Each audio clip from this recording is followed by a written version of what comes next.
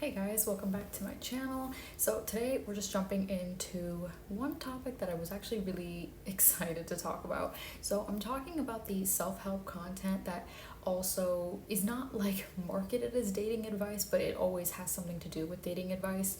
So it's supposed to benefit you in relationships and stuff like that. And we see it on the men's side and we see it on the women's side. And I don't know about you guys, but for me personally, I can't stand that type of content because I feel like I've literally gotten burnt out from it.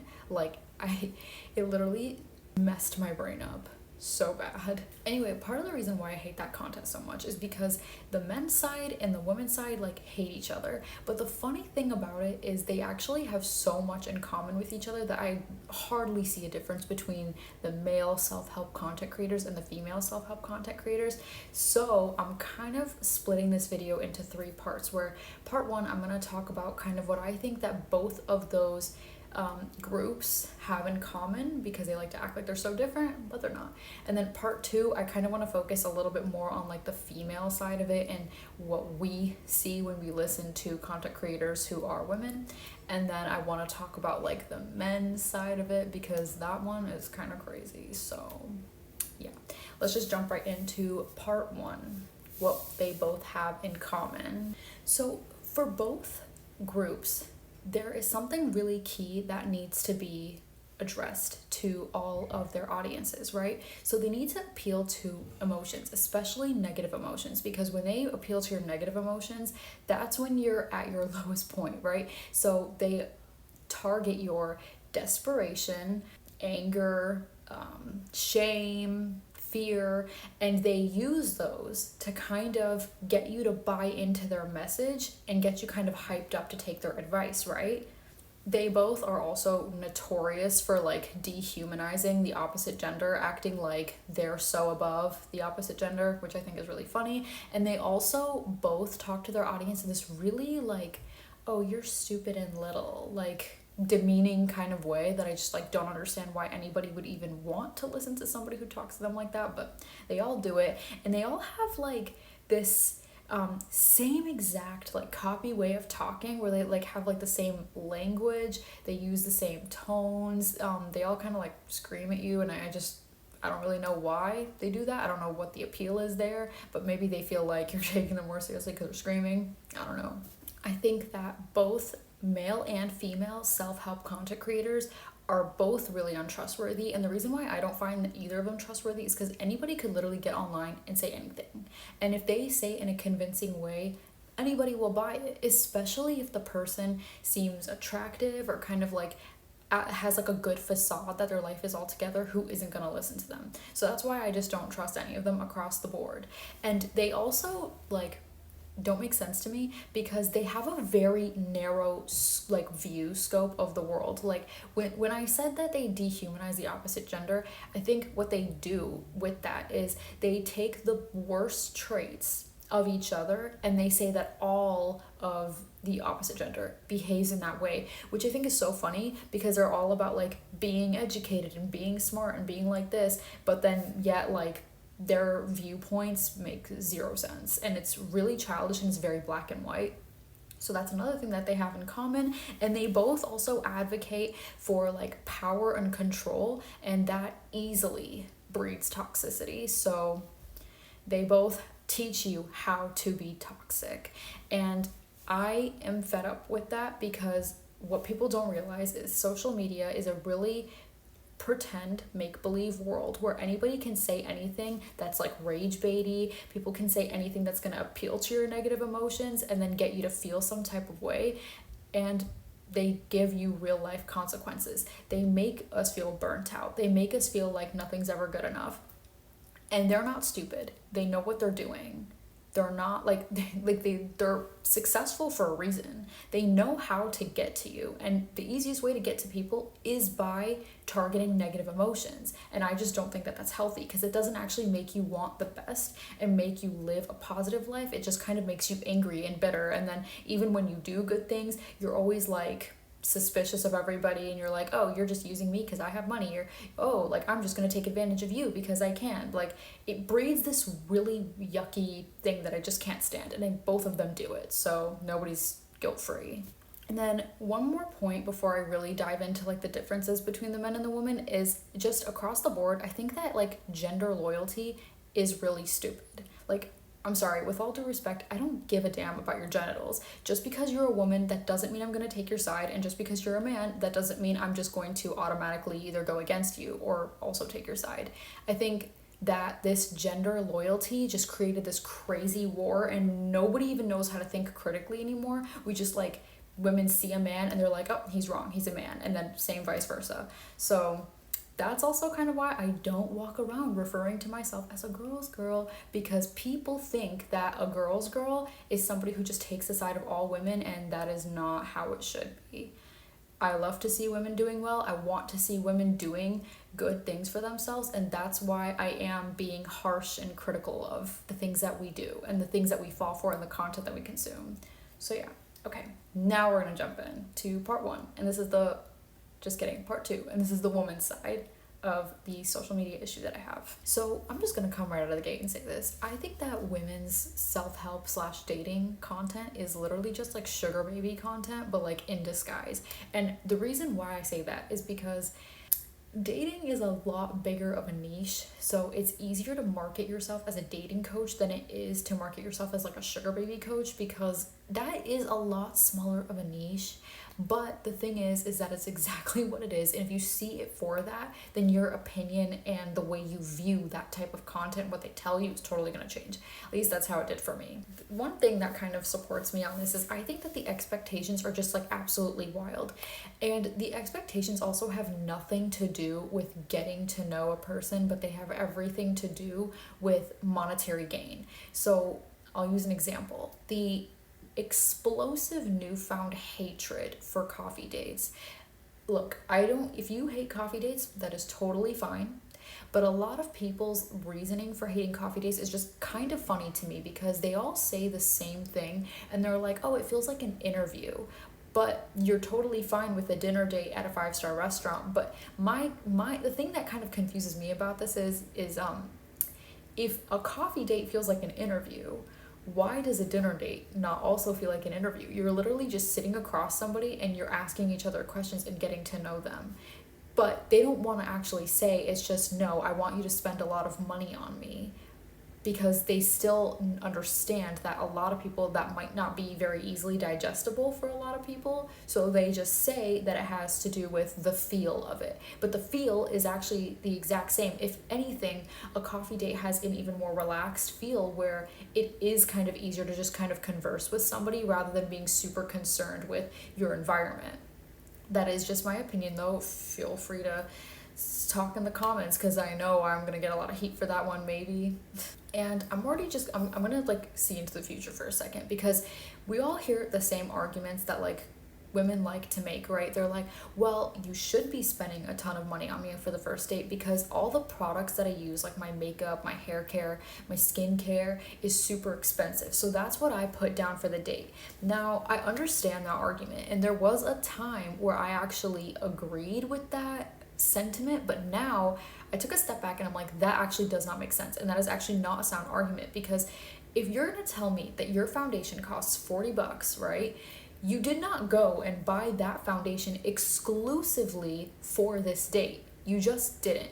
And even if you did, you have that foundation. How many pumps of that foundation did you use? 1, maybe 2. Like, you see what I'm saying? That just does not make sense. You're using a little bit of your products that you already had and you were going to use for every single other event that you would possibly go to. So that is reason number 1 why that argument just won't hold up with a person who has a brain.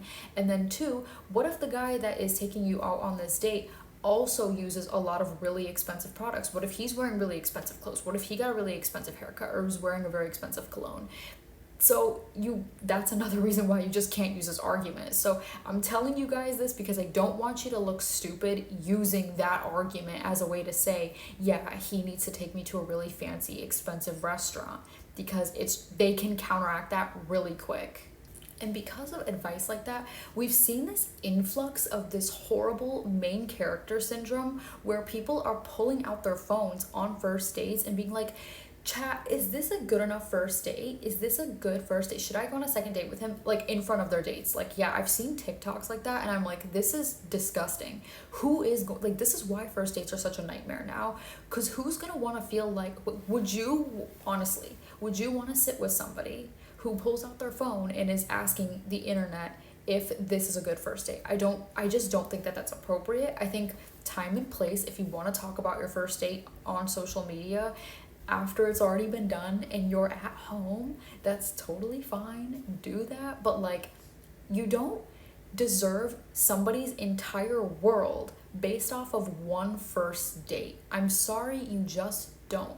These girls will get online and will talk about how they have been on like these 5-star restaurant expensive first dates, so if this guy can do it, then why can't every single guy do it? But what they're not, like, what I'm like must be missing is, why are you not going on a second date with the guy who took you to a super expensive first date? Why are you still single? Why are you like date like jumping into other dates? Because you're not actually trying to get into a relationship. You're a sugar baby, and that's totally fine. But I'm tired of people marketing this as real dating advice. It's just not. You're a sugar baby. Because if you were trying to advocate for like getting to know people, the only personality trait that you would teach people how to like adapt is not just how to manipulate them into becoming obsessed with you so that they could give you money. You would actually teach other important personality traits that are important into maintaining a healthy relationship, but that's just not there for some reason. Okay, next we have to talk about manifestation. And I know everybody just like rolled their eyes.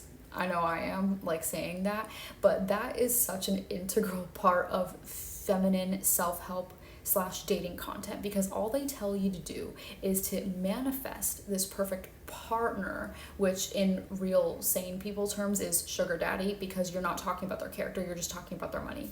So they're trying to teach you how to manifest this wealth and abundance into your life. But why I find it so odd is a big part of manifestation is vibrational thoughts. But remember when I said that they're appealing to your negative emotions, and it's like fear, it's like bitterness and all these negative things. If I understand manifestation correctly, aren't you selling me low vibrational thoughts? So make it make sense. If my vibrations are going to control what comes into my life, if I'm constantly afraid and constantly hearing that men ain't shit, so just use them for money, isn't that lowering my vibrations and thus attracting more negativity into my life? But they don't talk about that. Like they can't say that, because once again, appealing to your negative emotions is going to make you listen to them more, and it's going to make you manifest harder. And because manifesting is a pseudoscience, it's not something that can be proved. You don't really know if it's working or not. So you can just sit there and manifest something for like 12 years, and then if you give up on it, then anybody could be like, well, you're just not doing it right. Well, maybe it just wasn't your time.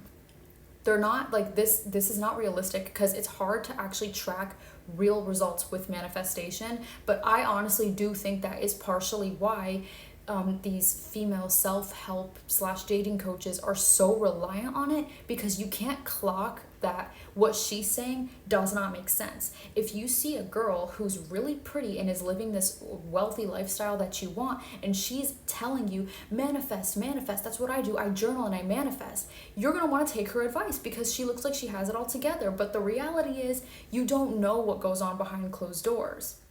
Again, the only personality trait that they're teaching you is manipulation. And they're reading these books and giving you tips from these books that actually don't make sense in real life. Like, what is the 48 Laws of Power? They love that book. And to me, like, when I saw some of those rules, I'm like, this is literally how to create a villain. This is scary advice, and I don't think that women should be using this as helpful dating advice. This is gonna just turn you into somebody who's constantly thinking about using people and people using you. I don't think that that's very helpful into your soft girl life, if that's what you want to call it. What we need to realize is there is give and take in the relationship. So when men give effort, we must also reciprocate that effort. It cannot be one-sided. There will not be any sort of healthy relationship in that whatsoever. And we need to also remember that I feel like this like provider culture is relatively new to the Western culture. So I feel like they don't really know how to balance it out, and they just end up saying crazy rage baity stuff that they don't really all even follow their own advice in real life. That's the part that gets me. A lot of what they preach is not what they actually practice behind closed doors. But we only find that out once everything is kind of over and they're like learning a lesson and they're like in this healing phase. So that's kind of all I have to say about that. Let's jump into the next part. Okay, part 3 is men's self-help / dating content.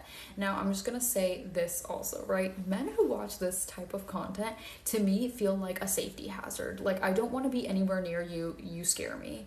So, because they just have like these anger issues. They're so sexist to the point where they can't even imagine holding any type of intelligent conversation with a girl that does not result in them screaming over top of her and like cutting her off. It's crazy. Like, go somewhere else. Ever notice that the word princess treatment just triggers these men? And I don't know why. Just kidding. I think I do know why. I made a video a while back about nice girls not getting princess treatment, right?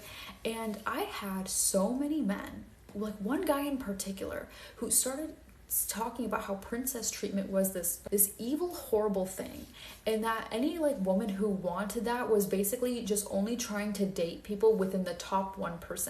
Now, if you use phrases like top 1%, then I know you're chronically online and you consume this type of garbage content that's just going to make you the most angry and bitter person in the universe. And I was like, why are you telling me that I'm only dating people within the top 1% when you have no idea anything about my dating history? And I thought it was really funny because he was trying to pull like a whole gotcha thing. Like he was like, oh, would you ever date an average guy? And I was like, yes. Every single one of my exes was what you would consider an average guy. They were not millionaires. They were not rich even. So I just thought that was really funny. And then I was kind of like, I said back to him, I'm like, well, what's wrong with wanting to be treated well? And then also for a woman to want to treat her partner like a king, like king treatment, queen treatment. That's a great thing. That means that we're both coming into the relationship giving 110% effort. And he was like, no, king treatment is a bad thing. And I was like, okay, either you're saying that because you already fought so hard against princess treatment that now you can't kind of double back and be like, oh, well, king treatment is a good thing because you got to seem consistent, or you're just that far down this red pill podcast bro rabbit hole that you don't even think that a woman could possibly want to go out of her way to treat her partner well. By the way, sorry guys, I'm kind of talking a little weird because there's this echo in this room that's like driving me crazy. The thing is that people who watch this content, right, and people who make this content, they interact with a very select few, very specific type of woman. And these women are primarily like in like Miami and stuff like that, where everything is really like about like clout and really like about image and brand, and everybody's like trying to appear a certain way on social media, where like people in real life that are not online don't even know what the hell the top 1% even refers to. They don't. None of my friends know what that even means. So get your head out of like these podcast bros comments and realize that they are talking about a very specific group of women, and that is not the experience all across the board. And I think that their hatred for princess treatment, to me, that shows that they don't want to put any effort. So because of that, I think that this like the male loneliness epidemic kind of was self-inflicted, because what happened, right? There has always been a female loneliness. Like, it's not an epidemic because that's just been the norm. Women are always more lonely. Women are constantly like rated like unhappier in like relationships, and that's why they walk away faster from relationships. Where now it's kind of finally starting to catch up to men, and women are starting to say like, hey, I've got standards, and if you don't meet these standards, well, I'm not even going to give you a chance. And that's why the male loneliness epidemic came to be. And if you think about it, why are you guys so lonely? Most girls, and I'm telling you this as a girl, are lover girls at heart and do want some sort of healthy, good relationship. But the problem is that they're not getting effort. So now they're just not wasting their time, because being in a relationship is not actually bringing them peace anymore. It's bringing them more headache. The personality trait of a male self-helper or whatever is just like a fuckboy that like objectifies women and is like, oh, look at how many girls that I can pull. But they're not even all that happy, because when they actually are confronted with a woman who has intelligence, they just don't know what to do. They shut down, because that goes against their worldview.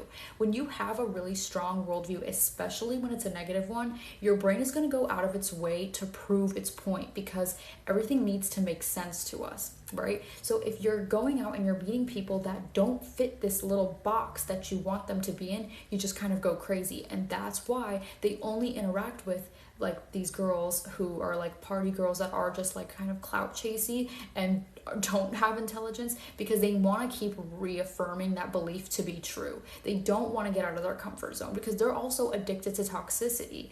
Men are really no different than women, and I think it's funny when they think that women are emotional and women are like problematic and toxic. They're just as toxic. They're just as addicted to toxicity. Why would you pursue a woman that is like that if you don't like those traits? Because you do. They do like those traits. They do want that. They seek that out. They're also just insanely hypocritical. Like, they want this pure little angel that's never done anything in her life, yet like look at the lifestyle that they live, just anything but a pure or calm lifestyle. So I just thought that was worth pointing out. They have this obsession with a girl's past, but like they can't be questioned on theirs because they're men. So they think that women judge them really harshly, right? Which I just don't think is true at all. I think that if you are like overweight and broke and don't have it together, who do you think is gonna judge you more harshly, right? Andrew Tate or a random girl from like South Dakota? You get what I'm saying? Like, they have this thought that like women are just evil and like we're all like waiting to like nitpick them and tear them down. But like, look at how these podcast bros talk about men who are like not as athletic as they are, not as rich as they are. They treat you like you're stupid. That's why they sell you these courses that are stupid and that don't make any sense, because they're capitalizing off your desperation, just like the woman. So you want to insult a man really quick, tell him that he's just like a woman. I think like the reaction speaks for itself. It's extremely emotional and it's extremely explosive. I actually think that women are way more forgiving in the dating scene, which is so funny because they think it's the exact opposite. I think women, when there are flaws in a man, they're a lot more likely to look past it, right? I mean, to be fair, like, you kind of have to have like balance to it. You can't be ugly, be broke, and treat her like shit. You get what I mean? Like, you have to have like a little bit of everything so you can be like well-rounded. But I mean, hey, even some girls only care about one specific thing. So I actually think that men have it. If you dominate or excel at something really well, somebody's gonna see that trait in you and is gonna be like, oh, you are deserving of my attention. So that's another reason why this appealing to all this negativity just doesn't make sense. Now, if you were to consume male self-help content and only take the good parts about it, where like I do think that it is beneficial to teach men like, hey, you gotta make money, because yes, women do like financial stability, and so should you. Why do you want to be broke? But you all are worried about gold diggers and you don't even have money. So I think it's a good thing to tell men that they should go to the gym, because women are expected to look good, and get an education, because like seriously, I'm tired of men being undereducated, and especially in comparison to women. So I think those aspects about it are good. I think that just like the mindset and why you do it is just like crazy to me. But again, there's good and bad to every single content, no matter how shitty the content actually is, right? But yeah, one more thing that they both have in common is that all these content creators are single. They're single and they're unhappy, at least like in their romantic life. So I don't even know why you're taking advice from them.